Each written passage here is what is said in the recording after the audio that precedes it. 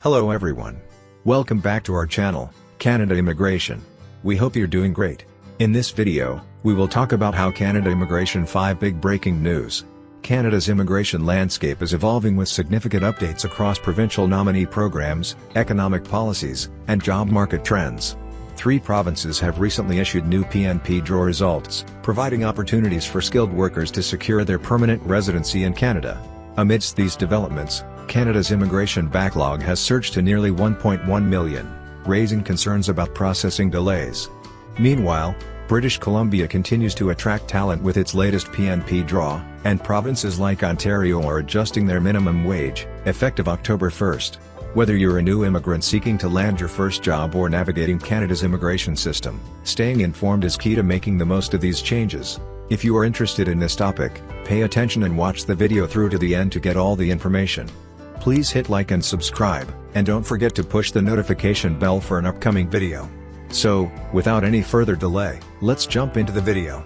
3 Canadian provinces, Ontario, British Columbia, and Quebec, have recently announced their latest Provincial Nominee Program draw results, highlighting Canada's ongoing efforts to attract skilled immigrants. PNPs are vital tools for regional immigration management in Canada, designed to distribute the benefits of immigration across the country.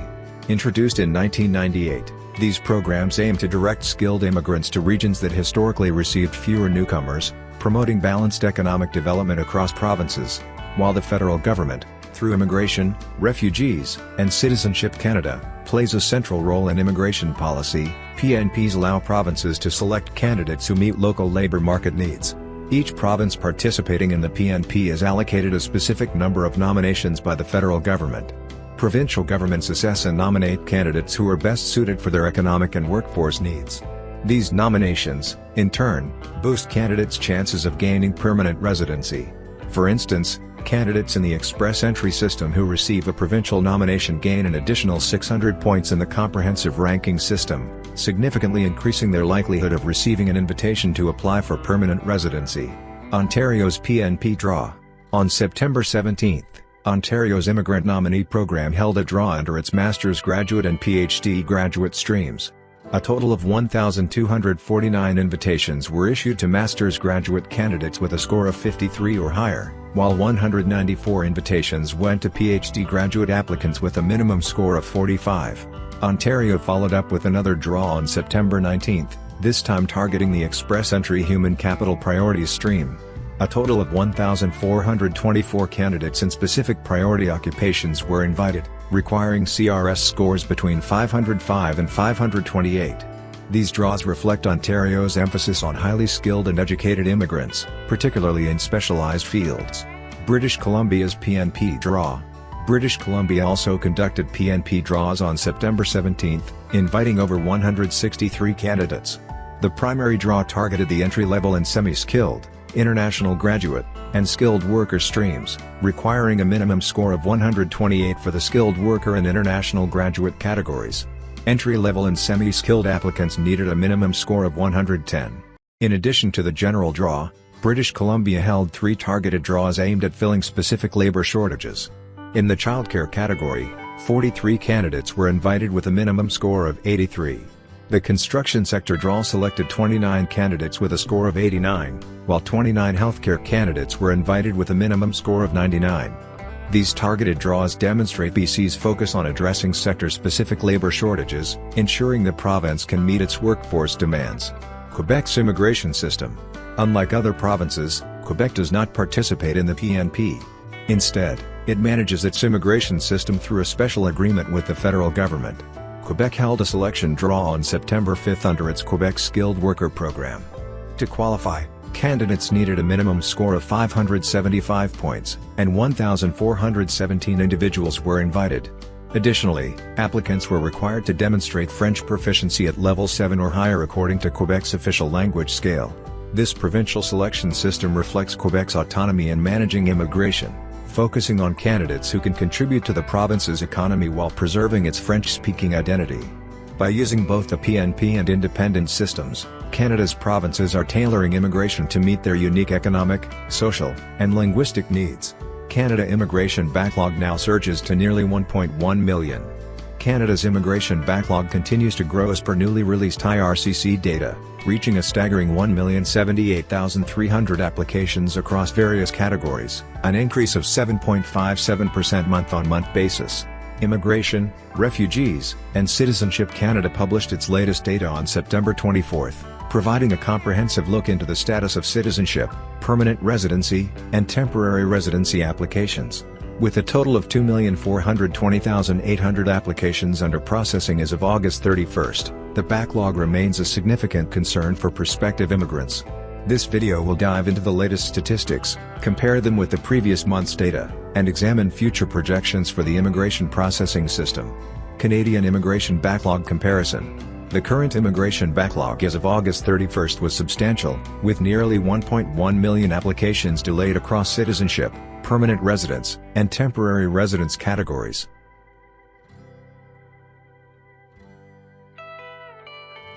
To understand the current trend in the Canadian immigration system, it's important to compare the August data with previous reports from August 31 and July 31, 2024. Backlog comparison. Citizenship applications have decreased by 1.02% since July, continuing a positive trend from previous months. Permanent residence applications have seen a slight increase of 0.60%, indicating steady processing. Temporary residence applications, however, surged by 11.21%, marking the most significant increase, primarily due to the growing demand for student, visitor, and work visas.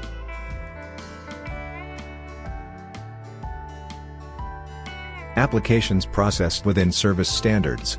Citizenship applications processed within service standards dropped by 1.50%, continuing the downward trend seen in earlier months. Permanent residence applications processed within service standards increased by 8.04%, showcasing improvement in the department's processing capacity. Temporary residence applications also dropped by 7.77%, which may suggest that most of these applications might have fallen into backlog.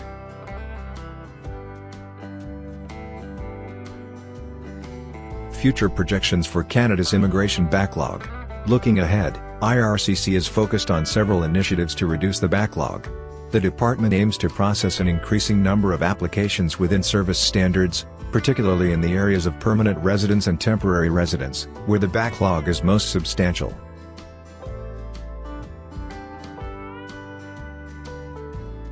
The IRCC has projected a 20 to 30% reduction in backlog by mid-2025. This will be achieved through the expansion of technological solutions, better resource allocation, and ongoing reforms to streamline the application process. However, much of the success will depend on managing the rising demand for temporary residence visas, as this category has shown the largest increase in both backlog and total applications. Impact on applicants. The growing backlog, particularly in the temporary residence category, continues to affect prospective immigrants, international students, and workers. With 738,900 applications currently stuck in the backlog, applicants might experience extended processing times. However, the rise in permanent residence applications being processed within service standards is a promising sign for those seeking a path to long-term settlement. As IRCC continues to implement its improvements, applicants are encouraged to keep a close eye on processing times and ensure that their applications are complete and up to date to avoid unnecessary delays. Key takeaways. As of August 31, 2024, the Canadian immigration backlog nears 1.1 million applications, with temporary residence seeing the largest increase. Citizenship and permanent residence applications are seeing a gradual decrease in backlog, suggesting better management by IRCC. Future projections indicate a potential 20 to 30% reduction in backlog by mid-2025, but challenges remain in the high-demand temporary residence category. Latest British Columbia PNP Draw 2024. The latest British Columbia PNP Draw on September 24 issued around 145 invitations to apply for permanent residency in targeted rounds of invitations. 57 invitations have been sent in a targeted draw for 35 tech occupations under the skilled worker and international graduate streams, as well as their express entry variants. This cutoff score remains the same as compared to the previous BCPNP general draw. Furthermore, 42 invitations have been sent to profiles that have experience as early childhood educators, assistants or instructors, not 42,202. 24 profiles created with experience in 39 healthcare-related occupations received invitations to apply for permanent residency. 22 applicants with experience in 25 construction-related occupations were invited for British Columbia's newest category-based draw, introduced in late 2023. Full details of latest British Columbia PNP draw, September 24th.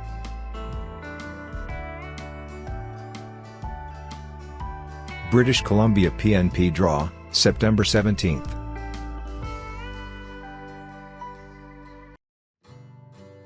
British Columbia PNP draw, September 10th.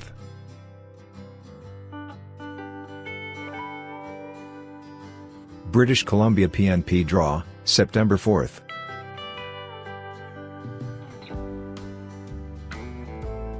British Columbia PNP draw, August 27th.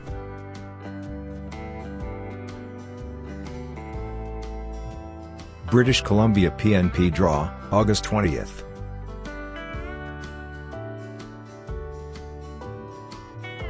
British Columbia PNP draw, August 13th.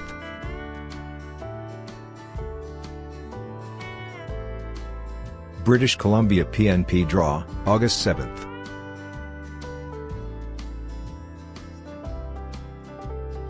British Columbia PNP draw, July 30th.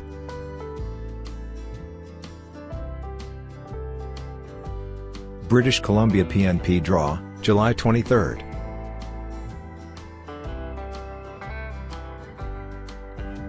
British Columbia PNP draw, July 16th.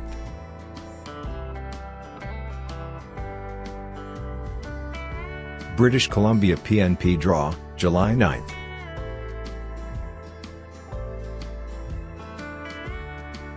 British Columbia PNP draw, July 3rd.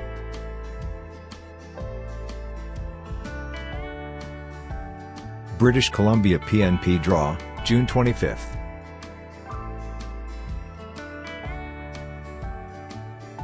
British Columbia PNP draw, June 18th.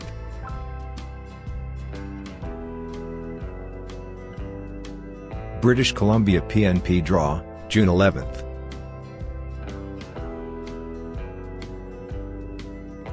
British Columbia PNP draw, June 4th.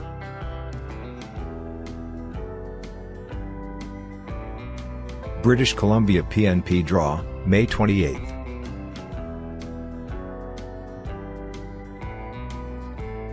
British Columbia PNP draw, May 22nd.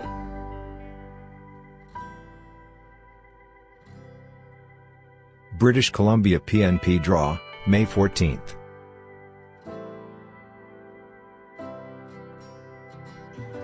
British Columbia PNP draw, May 7th.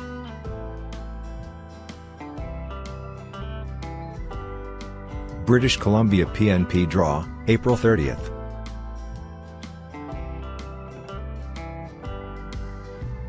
British Columbia PNP draw, April 23rd.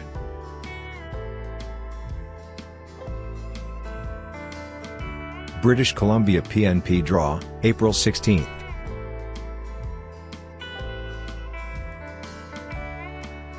British Columbia PNP draw, April 9th.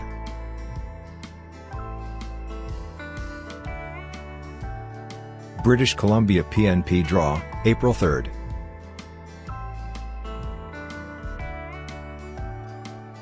British Columbia PNP draw, March 26th.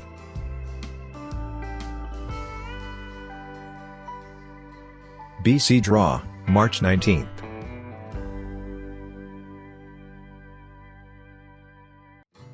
British Columbia PNP draw, March 12th.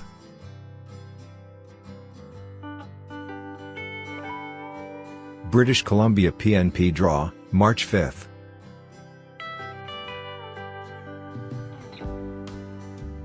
British Columbia PNP draw, February 27th.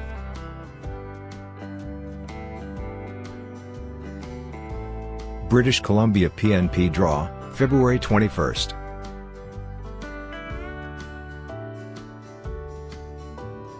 British Columbia PNP draw, February 13th.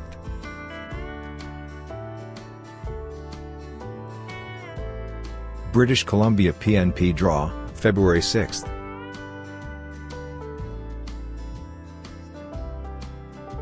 British Columbia PNP draw, January 30th.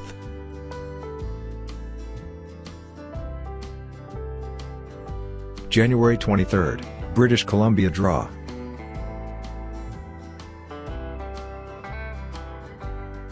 January 16th, British Columbia draw.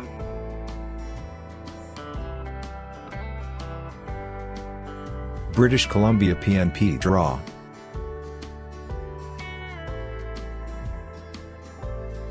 Processing time for BCPNP.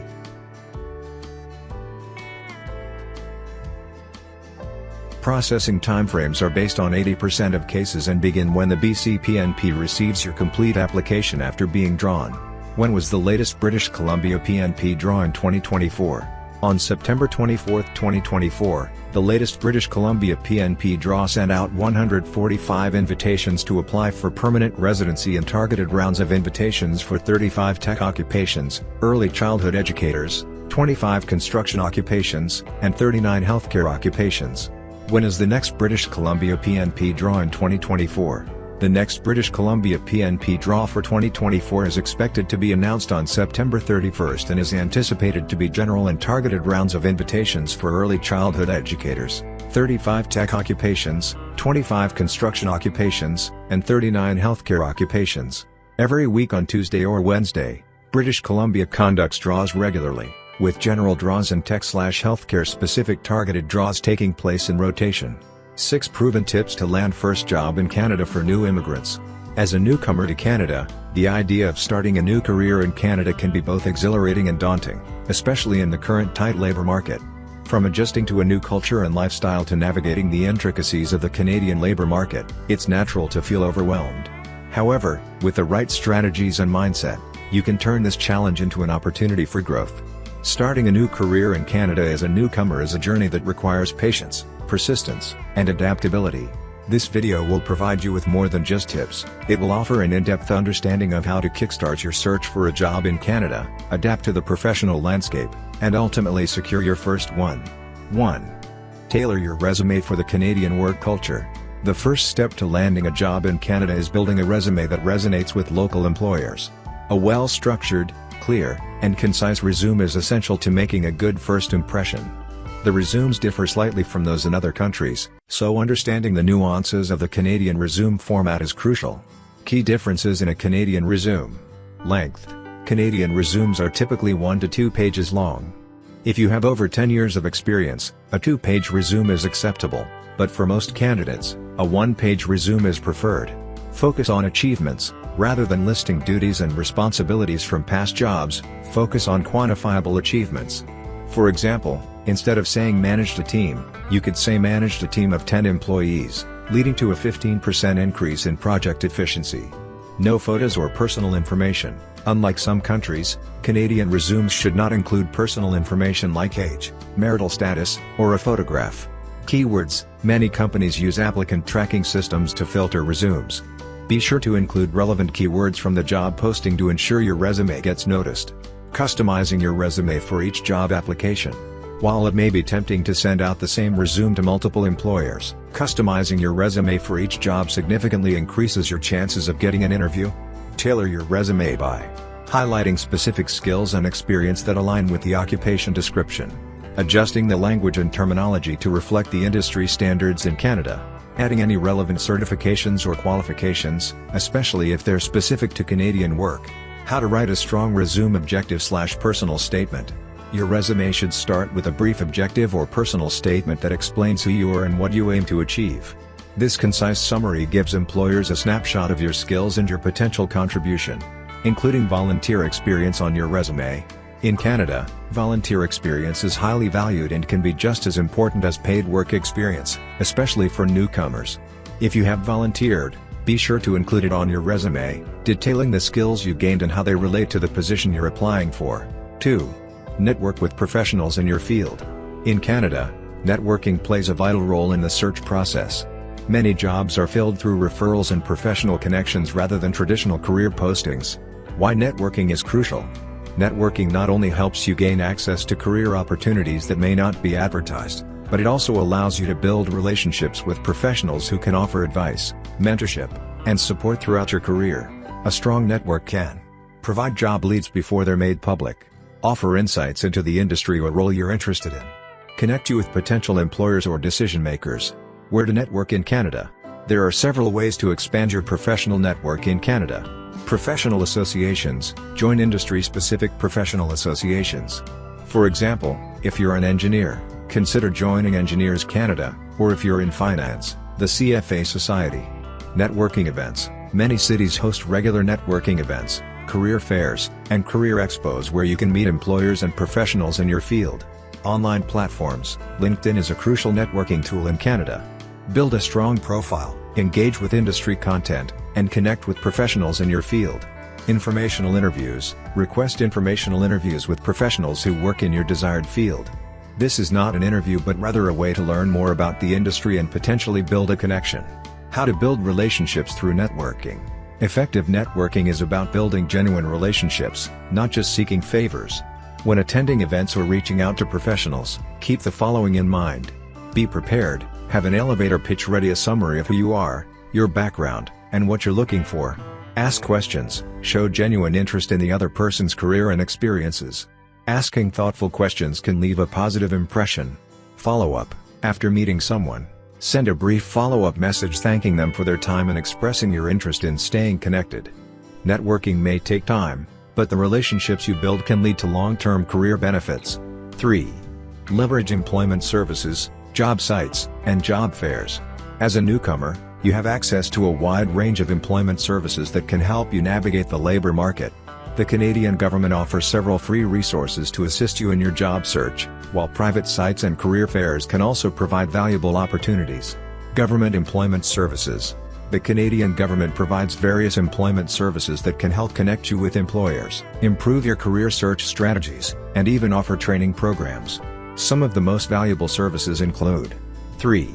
Leverage employment services, job sites, and job fairs. As a newcomer, you have access to a wide range of employment services that can help you navigate the labor market. The Canadian government offers several free resources to assist you in your job search, while private sites and career fairs can also provide valuable opportunities. Government employment services. The Canadian government provides various employment services that can help connect you with employers, improve your career search strategies, and even offer training programs. Some of the most valuable services include job fairs and career expos. Attending career fairs can be a great way to meet employers face-to-face.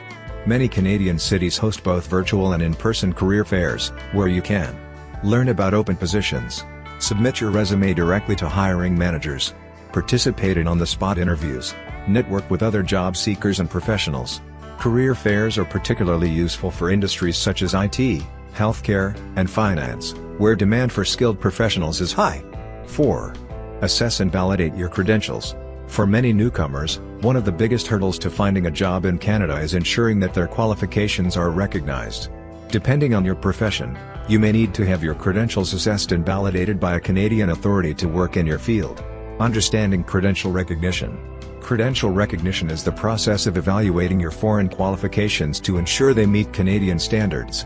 This is especially important for regulated professions like healthcare, engineering, law, and accounting, where specific certifications or licenses are required to practice. Depending on your profession, you may need to go through one of the following bodies.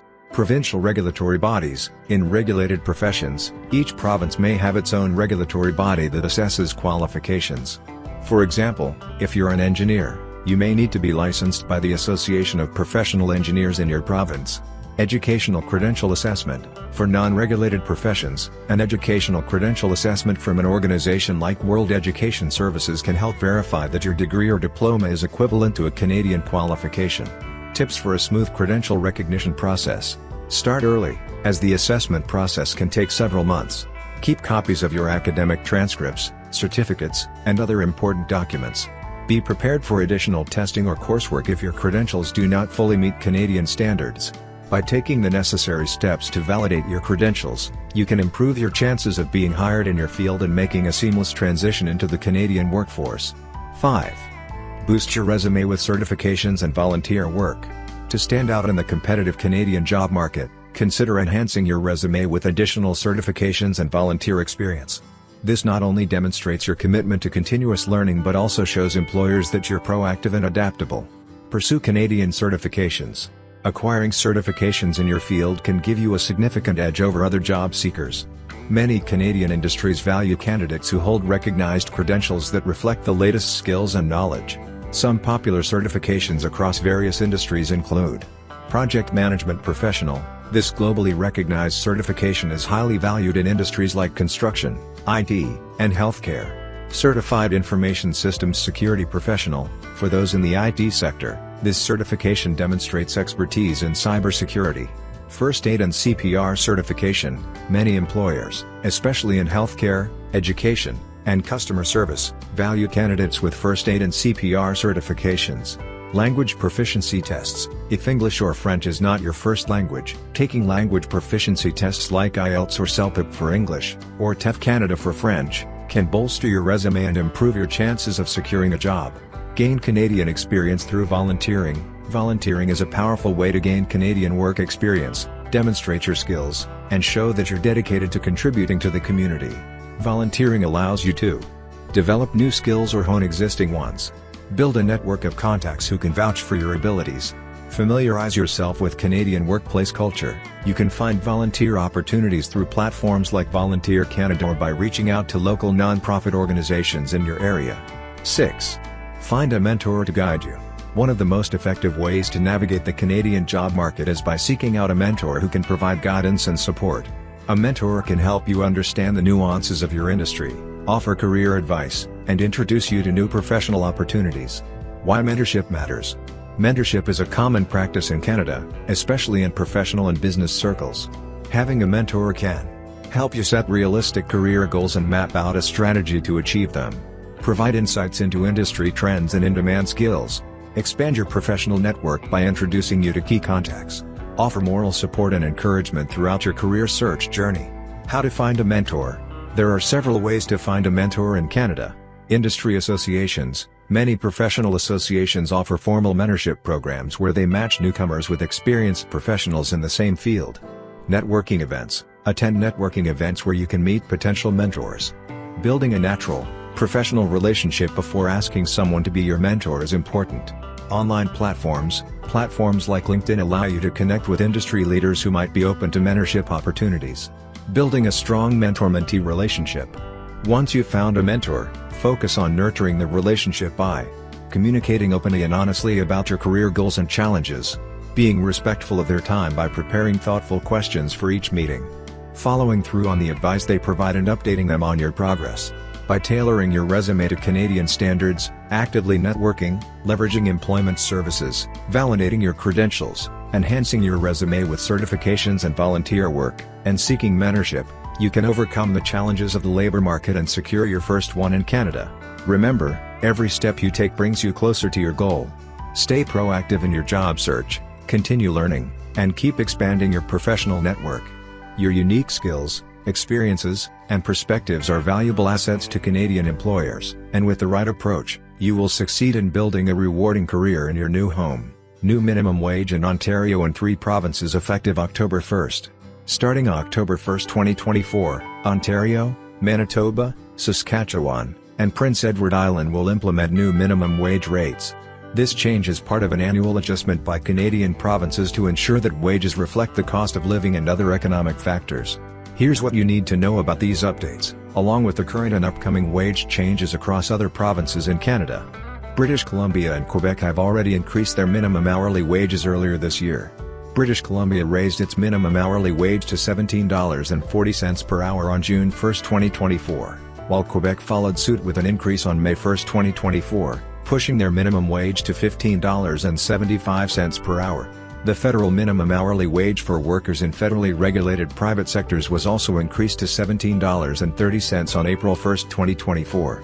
The minimum wage is the lowest hourly wage that employers are legally required to pay their employees. Each province and territory sets it on its own, and it periodically adjusts it to account for inflation and living expenses. This wage applies to all employees, regardless of their age or the number of hours worked. Paying workers below the minimum wage is illegal in Canada. New minimum wage in Ontario. In Ontario, the minimum wage will rise from the current $16.55 per hour to $17.20 per hour on October 1, 2024, marking a 65 cents increase. This is part of the province's annual wage adjustment. Special categories in Ontario. Students under 18. The minimum wage for students working 28 hours or fewer per week during the school year or full-time during breaks will increase from $15.60 to $16.20 per hour. Home workers, employees who perform paid work from home will see their wages increase from $18.20 to $18.90 per hour.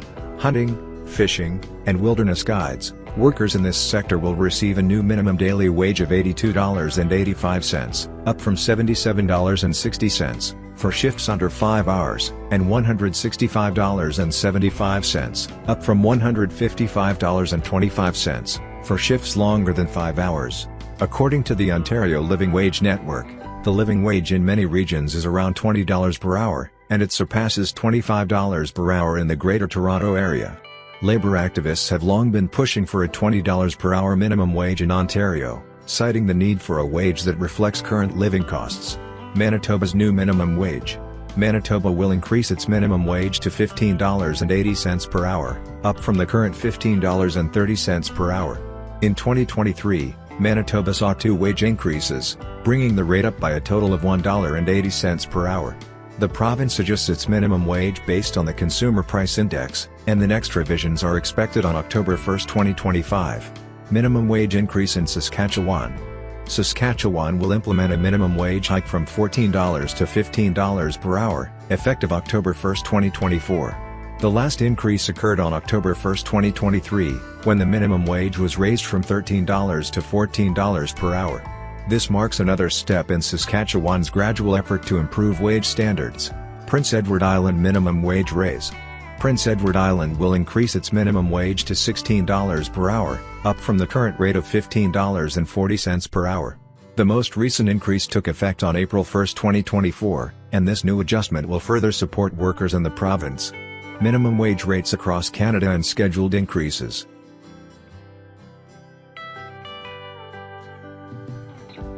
The nationwide trend toward raising minimum hourly wages reflects the effort to keep wages aligned with inflation and the cost of living. Stay updated on upcoming changes as provinces continue to adjust their rates annually.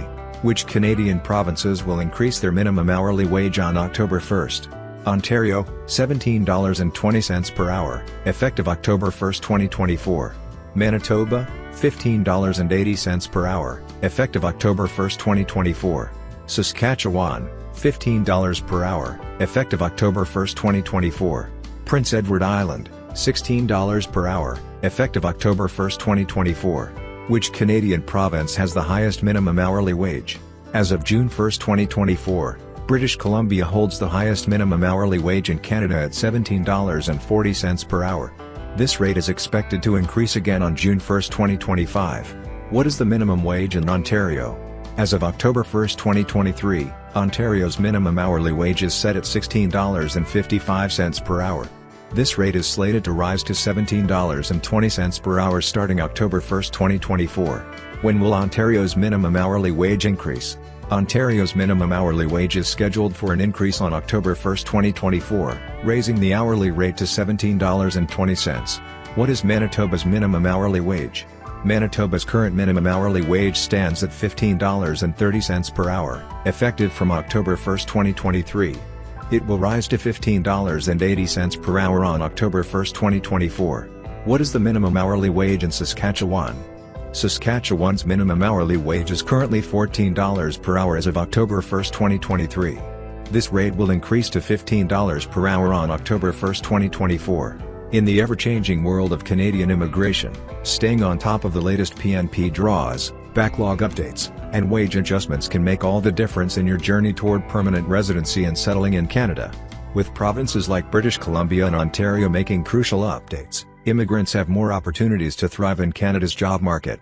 As new immigrants face the challenge of landing their first job, utilizing proven strategies and understanding policy shifts can set them on the path to success. That is all for today. In this video, what are your thoughts on this? Please let us know in the comments section below. Thanks for watching the entire video. Hopefully, the information is useful to you. See you later, in the next video. Till then, take care.